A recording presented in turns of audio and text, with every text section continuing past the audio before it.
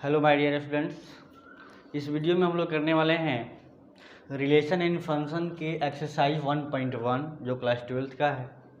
हमने आपको बता रखा है कि रिलेशन को 12th क्लास में 3 को ध्यान देना है। कौन तीनों को ध्यान देना है? तो ये था आपका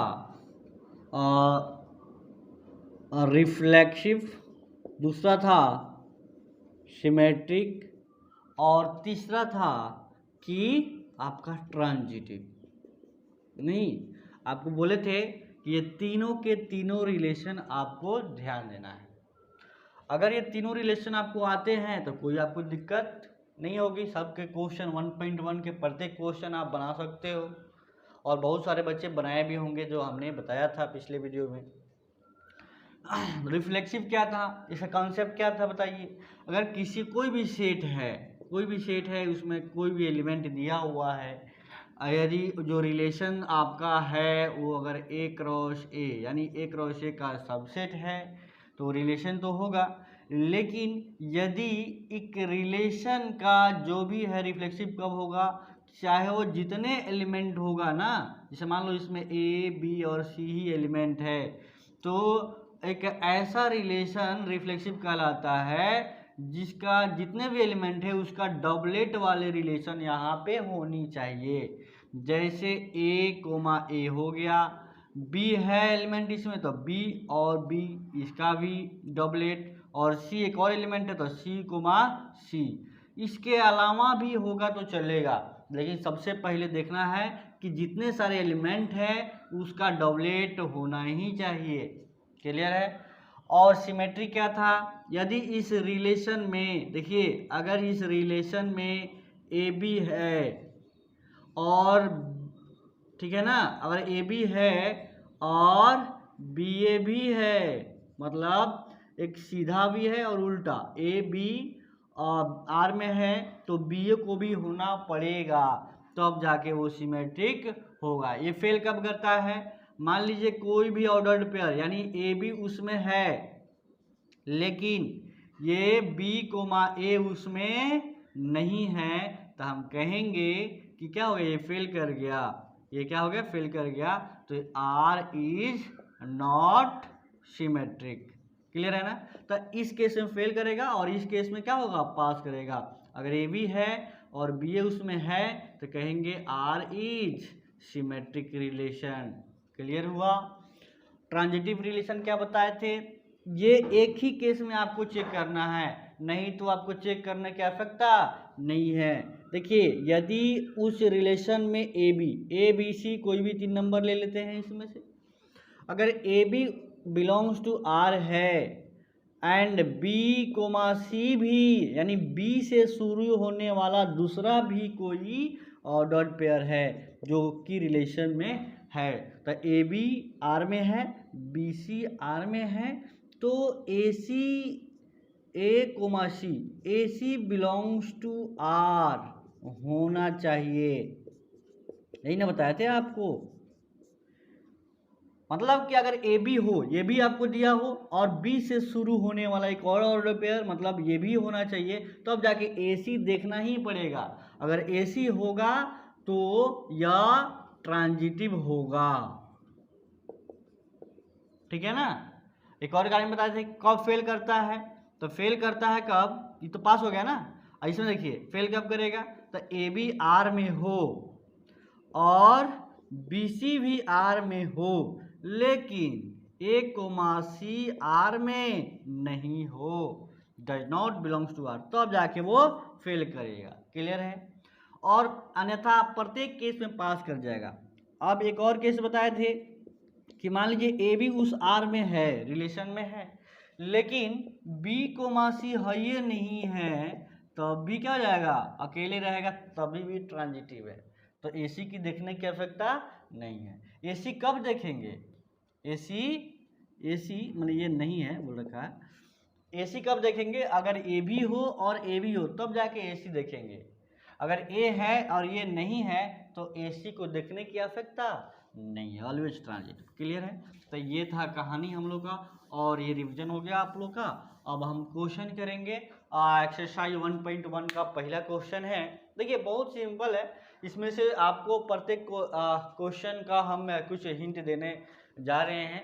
अगर आपको जैसे जैसे क्वेश्चन करेंगे ना तो आपके दिमाग में ये सारी बातें बैठ जाएगी कि एक्चुअली इस क्वेश्चन में हम लोग क्या कर रहे हैं। तो देखिए इस क्वेश्चन को कह रहा है कि defined whether each of the following relations are reflexive, symmetric और ट्रांजिटिव। आपको बताना है कि ये जो भी रिलेशन नीचे के दिया हुआ है ये सिमेट्रिक है, ट्रांजिटिव है या रिफ्लेक्सिव है कि नहीं है तो कैसे है आपको बता देना है। देखिए तो ये पहला सवाल का पहला रिलेशन दिया हुआ है कि relation R in the set A. देखिए सेट दिया हुआ है तो सेट ए दिया हुआ है 1 से लेकर के 14 तक, उसमें एलिमेंट दिया हुआ है और आर इक्वल टू डिफाइन किया है x, y such that 3x minus y equal to 0। तो सॉल्यूशन क्या करेंगे, सबसे पहले देखिएगा ध्यान से, जो भी सेट दिया हुआ है ना ए लिख देंगे 1 2 3 4 5 6 डॉट डॉट कहाँ तक 14 तक। कौन दिक्कत नहीं है। अब देखिए जो रिलेशन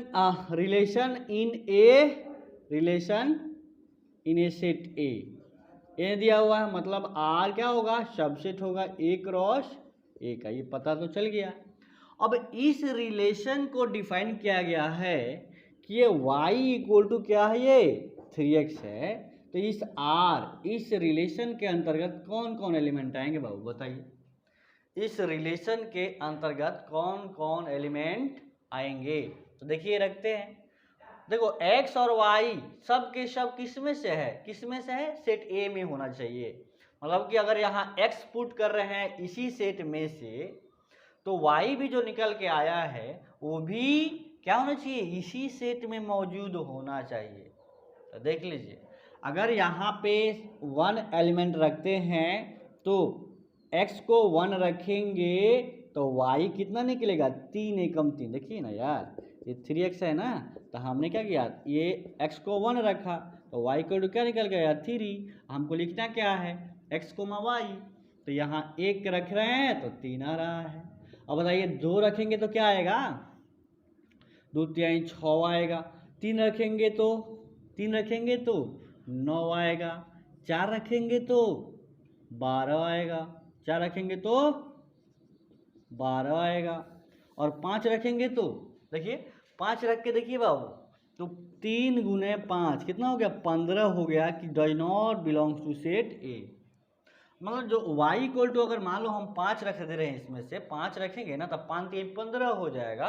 15 की सेट में नहीं है और नहीं है तो क्या करेंगे बाबू बताइए, कहेंगे कि ये रिलेशन में नहीं हो सकता है। तो हम लोग 4,12 तक ही इस रिलेशन में एलिमेंट निकल के आएगा। अब जो भी रिलेशन को आप तो इस रूप में लिख दिए, अब इस रिलेशन जो निकल के आया है इसको आपको बताना है ये रिफ्लेक्सिव है कि नहीं है, ये सिमेट्रिक है कि नहीं है और ये ट्रांजिटिव है कि नहीं। तो देखिए हाँ, सबसे पहले आपको बताया है ना रिफ्लेक्सिव चेक करने के लिए क्या कर लेंगे, लिखेंगे फॉर रिफ्लेक्सिव। देखिए आपको यहाँ पे सबसे पहले देखो ना, खोजो आप कि कहाँ फेल कर रहा है। पास तो देखो बहुत जगह हो जाता है, अगर आप फेल करा दिए ना तो सब झंझट ही खत्म हो जाएगा। देखिए आप रिफ्लेक्सिव के लिए क्या जानते हैं कि जितने भी इसमें एलिमेंट है, जैसे 1 2 3 है 4 है जो भी है 14 तक है, तो इसका डबलेट होना चाहिए। तो क्या इस रिलेशन में जैसे 1 एलिमेंट है तो 1 1 है क्या, इसका डबलेट नहीं है। 2 2 2 है क्या, नहीं है। तो पहले ही आपको मिल गया यार कि इसका डबलेट है, ये नहीं है तो रिफ्लेक्सिव खाक में थोड़े ना होगा जी, नहीं होगा।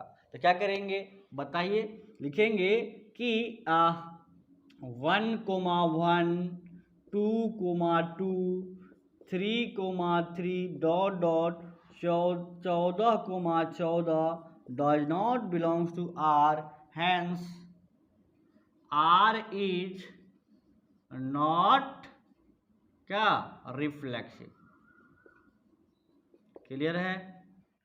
तो आपने पहला रिलेशन को दिखाया, दूसरा है बाबू देखिए, दूसरा आपको क्या दिखाना है, इसमें लिखेंगे फॉर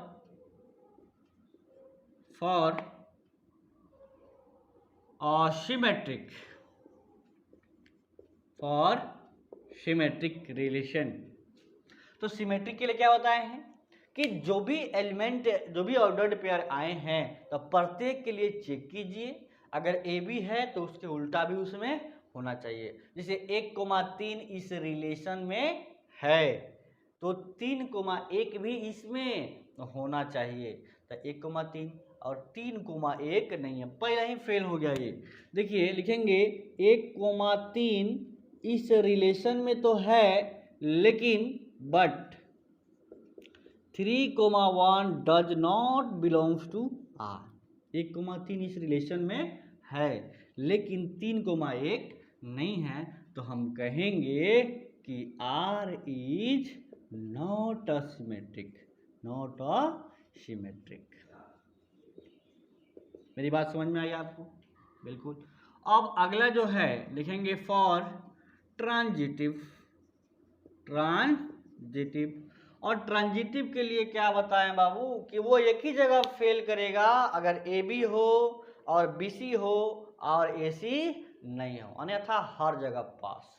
तो सोचिए, देखिए इसमें 1,3, तो 3 से शुरू होने वाला दूसरा कोई ऑर्डर पेयर है क्या? देखिए 3,9, तो 1,9 होना चाहिए उसमें। देखिए लिखेंगे 1,3 बिलोंग्स टू आर, माने 1,3 उस रिलेशन में है एंड 3 से शुरू होने वाला 9 भी, 3,9 belongs to R, but A C 1,9 does not belongs to R, hence R is not transitive. मतलब एक ऐसा रिलेशन ये दिया हुआ है कि नहीं वो सिमेट्रिक है, नहीं वो रिफ्लेक्सिव है और नहीं वो ट्रांजिटिव है, ठीक है ना। तो ये रिलेशन देखिए, आपको तरीका खोजना है क्योंकि इसमें समय लग रहा है और आपको बहुत ही बेहतर तरीका से बताया जा रहा है, इसको आपको नोट करना है, ठीक है ना। और आपको ध्यान रखना कि कैसे हो रहा है एक्चुअली। सबसे पहले क्या करना है आपको, सेट दिया हुआ तो सेट लिख देंगे, फिर जो रिलेशन जिसमें कह रहा है रिलेशन, उस रिलेशन को यहाँ पे दिखा देंगे ऑर्डर्ड पेयर के रूप में, और उसके बाद अपना काम करेंगे। बस 3